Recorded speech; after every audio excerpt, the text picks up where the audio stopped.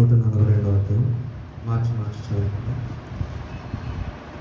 నేను ఎలుగెత్తి యెహోవాకు మొరపెడుచున్నాను, ఎలుగెత్తి యెహోవాను బతిమాలుకొనుచున్నాను.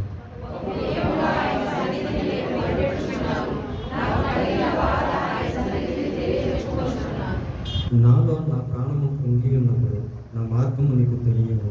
నన్ను పట్టుకొనుటకై నేను నడవవలసిన త్రోవలో చాటుగా పగవారు ఉరినొట్టుచున్నారు.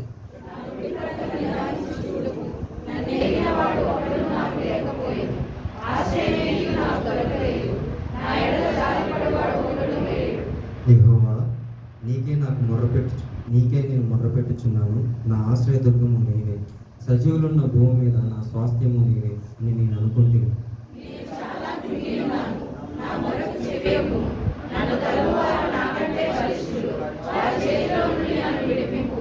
చివరి వచనాలను కలిసి చదువుతున్నాను. నేను నీ నామమునకు కృతజ్ఞతలు చెల్లించినట్టు చెరసాలలో నీ ప్రాణము తప్పింపు. అప్పుడు నేను నా మహోపకారం చేసి చూచి నీతి మాత్రం నన్ను బట్టి అతిశయపడదు. ఈ వాక్యం ద్వారా దేవుడు మనతో మాట్లాడుకున్నాక ఆమేన్.